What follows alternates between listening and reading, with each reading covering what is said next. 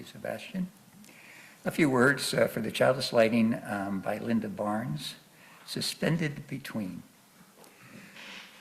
Suspended between all that was and all that might be, we struggle to find this very moment, to live this very moment. Let us sit together for a moment and savor this moment. Let us relish this between time where past meets future. Let us harbor a faith that reminds us that right now, right here, is enough. Good morning. It is a joy to be with you again, and I want to thank you for entrusting me with your pulpit. Having acknowledged where and with whom we are, having brought flame to the chalice and set aside thoughts of things done and things undone, we enter and are present to this sacred time of being together. This is a time in which to ponder what may be most true about the weight of the times in which we live, what may be most true about who we are and who we have it within us yet to become, both as individuals and as communities. And so I begin by sharing these words by Rosemary Watola Trummer. I'm hoping that they find their way to a place of resonance within you. She wrote, "On Earth, just a teaspoon of neutron star would weigh 6 billion tons. Now, 6 billion tons equals the collective weight of every animal on Earth, including the insects, times 3. 6 billion tons sounds impossible until I consider how it is to swallow grief. Just a teaspoon, and what may as well have consumed a neutron star, because it is so dense, and because it carries within it the memory of collapse. How difficult it is to move then, how impossible to believe that anything could lift that weight. There are so many reasons to treat each other with great tenderness. One is the sheer miracle of the fact that we are here together, surrounded by dying stars. Another is that we cannot see what anyone else has swallowed. Thank you for bringing all of who you are to this time and space together. Thank you for bringing your full presence. It is no small thing to be entrusted with a pulpit, just as it is no small thing to be entrusted with the knowledge that there's so much more to each and every one of us than what might be externally visible. Our thoughts and feelings, until they are expressed, remain largely elusive to others and very often even to ourselves. What attracts us, what repels us, what triggers us, and why, we very often don't know until we say it out loud. Being entrusted with one another's hearts and minds raises all sorts of questions about what's in those hearts and minds.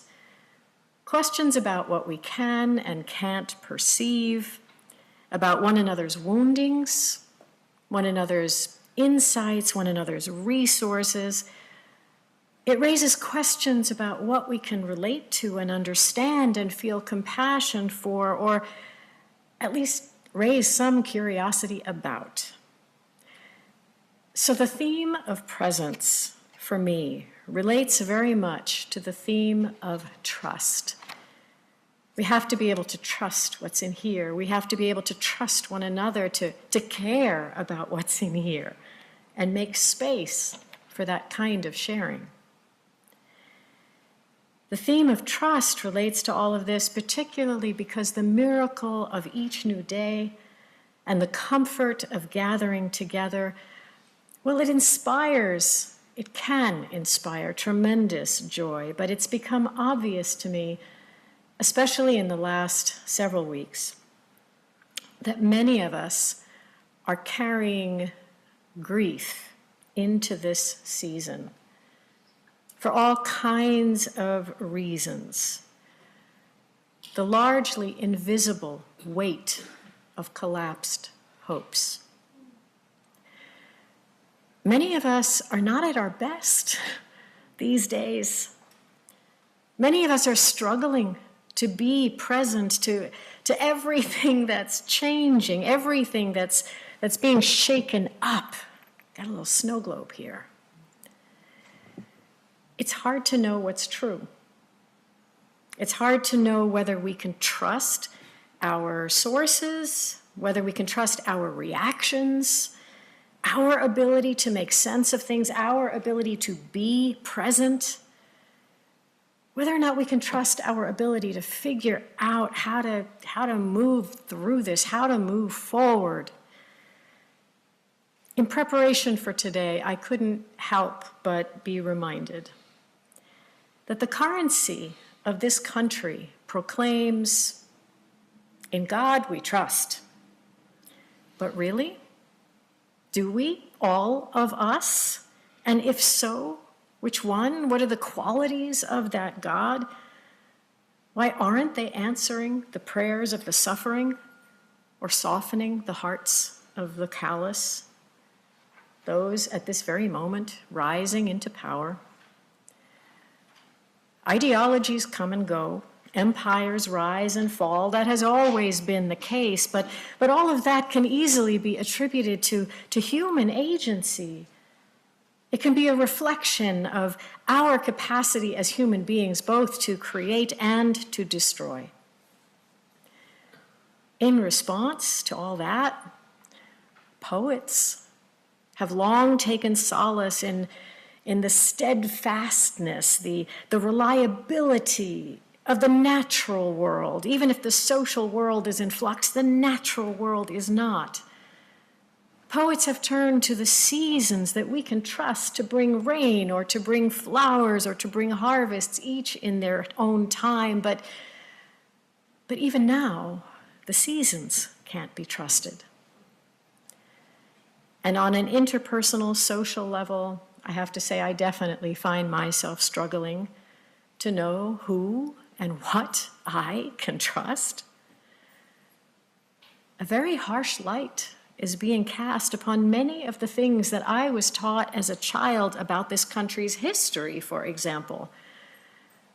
Motivations and events and consequences that I was taught were noble and for the good of all are being revealed as anything but. Related to that is the great experiment of democracy. Our elected officials, our institutions, supposedly designed to unify and to protect, to lift up. That all seems like a dream, because it feels like we're headed in the opposite direction if we're not already there. And I can't help but think about the individual and collective effects of chronic trauma and grief and fear and rage, the daily struggle for so many of us to make a living, to tend our health, to feel safe in our bodies, to say nothing of feeling safe in our souls, as we bear witness to realities and to probabilities against which we feel helpless. The past is not what it was. And now it feels foolish to trust the future, to claim to know anything about how things will turn out. All of which leads many of us, particularly out there in the public sphere, to be not at our best. Have you noticed? People are cranky, to put it kindly, much less patient, much less inclined to assume or to convey goodwill, and as a result, much more likely to hurt one another, to cause one another to feel hurt, to cause one another to withdraw, to become small and protective, to not trust each other. Can't even feel that we can trust ourselves in times like this. So as I ponder this theme, my imagination shifts from the galactic perspective of our opening words right down to the atomic. And I realize that we can't even trust atoms. Can someone guess why? And please know there is a twinkle in my eye. Can someone guess why? Because atoms make up everything. Thank you. Whew, tough crowd. We also can't trust trees. Why can't we trust trees? Because they are shady. Thank you. Humor is one way of dealing with life's confounding complexities. We have to be able to look at things a little bit differently and try to find the humor in them. But another way to approach all of this is through religious teachings and disciplines, and that's where I tend to go. I turn to those with a fervent desire to try to connect with something that will help me shift perspective so I can feel more confident in my ability to be present to whatever may unfold. Now, Buddhism teaches, among other things, that life is suffering. It is a given.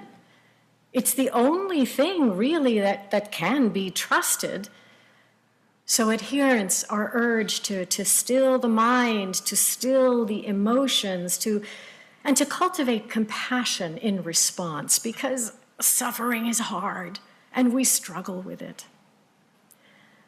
Judaism teaches, particularly in Genesis and Exodus, that social dysfunction is not new. Ambition and suffering are not new. But here's the thing, neither are courage, the ability to heal, the ability to learn and to make new choices. For many, myself included, trusting that mix of ancient truths can help normalize what often feels so disheartening about the unfolding of human history today. That perspective urges holy curiosity, a willingness to keep stretching towards new insights into the past, the present, and the future. Now, earth-centered and pagan traditions point to the sacred interdependence of all life and the certainty that whatever we bring to it will come back to us. So we are called to pay attention to that, to trust our place in this web, our responsibility and our agency, and to do all that we can to honor and sustain that web. At its most basic, Christianity teaches trust in the redemptive power of love. That is something that I hold fast to. even as I rebel against the way love is expressed through the story of the sacrifice of Jesus. Can't really wrap my heart around that. In preparing for today, and in wanting to be fully present here, I chose to trust that I can share with you that it's been a rough year for me and for the communities in which I move. Despite all the privilege that I carry, it has been a rough year. I was already weighted with grief about, well, the collapse of species and ecosystems, the devastations wrought by storms and droughts and poverty and racism and sexism, by brutality, by killings and kidnappings, by retaliatory military strategies and the sufferings of innocents everywhere. Then, several weeks ago, as the election results came in, I woke up to news that made me feel as if I had swallowed a neutron star. I felt so weighted for 2 full weeks I just couldn't move. I was in a stupor. Felt trapped in a dystopian alternative universe. I just kept saying, how could this be? How could this be my country? How could this be? And it got to the point where I felt I truly could not trust that I have what it takes to ride this particular wave of history. I don't know that I have it in me. I felt all my defenses go up, and my world became very small. Now, I just want to say, if you experienced this differently, I do ask your patience, because I'm sharing this with the intention of getting to something that hopefully has universal usefulness. One morning, I made a conscious choice to trust that I am not alone in my experience, even if it feels that way. I'm not alone in my concerns. More so, I chose to trust that I am not alone in my commitment to continue, no matter what happens in the months, in the years ahead, to continue to try to be present and to try to be trustworthy, to try to keep loving my neighbor as myself, even if I don't understand where they're coming from, to try to not give up on curiosity and compassion. I made a conscious choice to reach into my toolbox of spiritual practices, those designed to still the mind, to let the news of destructive realities and the news of destructive possibilities, the frustrations and the rage and the grief and the fear and the conjecture and the nightmares, to let it settle, just settle like a snow globe. It doesn't happen right away. It takes time. Easier said than done. It is very hard to connect with inner stillness when there is so much noise all around us and even inside us. So when it's like that for me, I try to spend time in nature when I'm seeking to calm myself, and I do conscious breathing to just bring my attention inside my body, because at least for the time being, I can trust that I'm going to continue to breathe for a while. So I put attention there. However, that kind of stillness is achieved. Stillness is widely recognized as a spiritual goal, even as a vital pathway to enlightenment, or at least to clarity.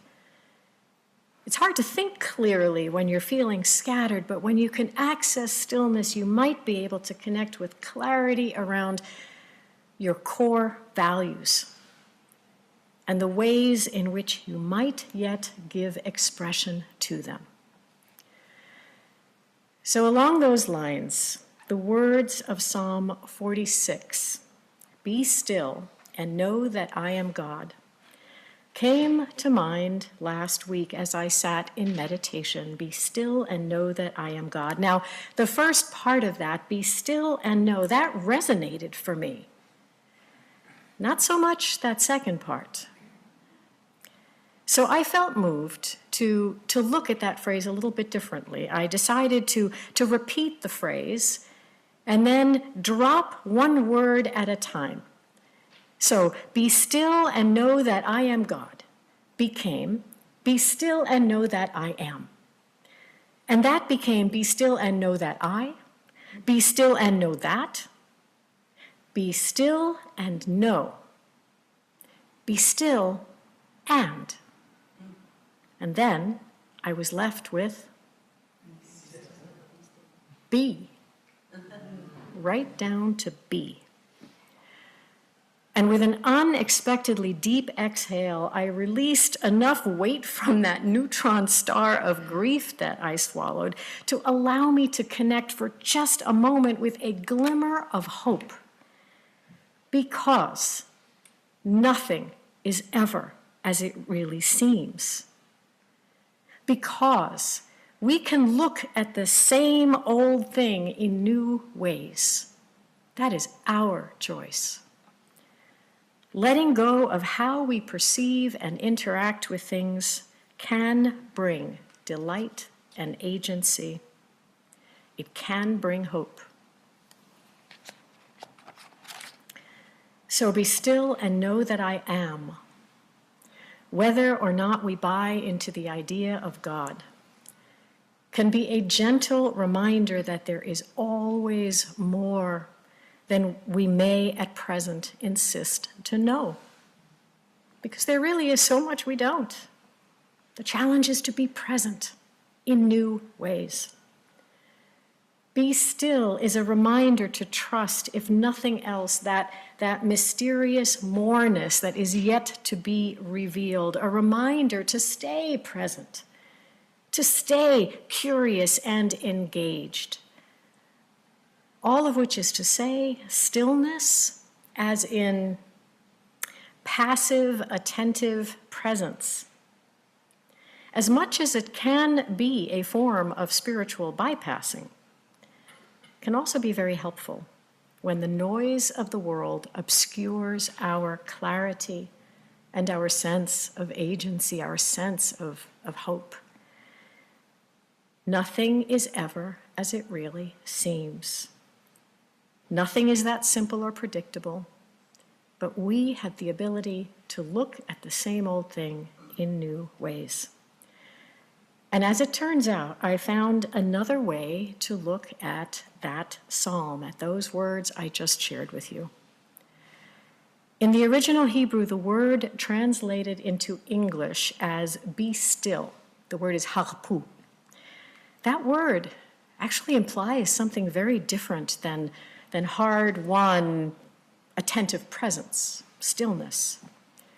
That word, harpu, is rooted in another word, rafa, which implies something much more active, something actually much more risky. A willingness to let go of whatever has come to serve as our protective armor. Whether it is the insistence that our perspective is the right one, or that we should be in control, letting that go. Trusting a fuller truth of who we are in all of our grief and vulnerability and fear and despair and rage, our strength and our creative potential.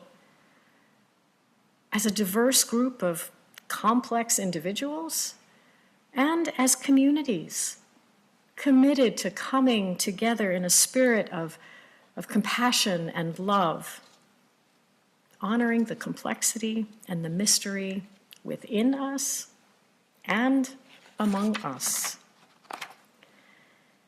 There are times, of course, when armor is essential, when it's not safe to reveal our full selves, which may include fear and limitations, There are times when the best thing we can possibly do is seek literal or metaphorical shelter and protection. Humans have a long history of loving adventure, but we also rely on safety, on predictability. In service of that, we make boundaries in our defense. We take up all kinds of armor in the form of attitudes and perspectives in defense of the truths that we seek to protect. But here's the thing. Very often, we do that without paying attention to what has changed and whether or not that armor is actually serving us well. What I want to leave you with is this. It is critical, it is absolutely critical, not to distrust our own ability to discern what we have swallowed and what effect it is having on us individually and collectively. The question to ask is that effect affirming resiliency, creativity, morality, the ability to be compassionate and curious and creative? Or is it a 6 billion tons of weight limiting our agency and collapsing our hope? Could it be that the crankiness that we feel or that we're experiencing out there in the world is related to some of that? Just hasn't been articulated yet.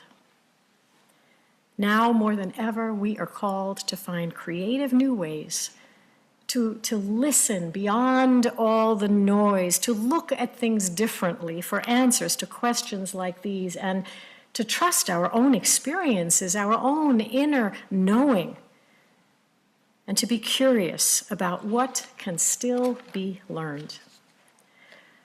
Practicing stillness in the popular sense of attentive presence, it can grow one's ability to trust when it's time to practice the other kind of stillness, the kind that involves softening our defenses, letting go of familiar interpretations, letting go of our resistance to mystery. There is a time to defend, and there is a time to let go of defenses. Indigenous cultures add to all this the spiritual practice of working together in community, building something useful, which I know you all are already doing. They also dance together, embodying life's ever-shifting rhythms, our own ability always to weave beauty and joy into the world no matter what's going on. So now, in affirmation of all that is true of human experience and of what it might take to grow into and trust our ability to be present to one another no matter how the future unfolds,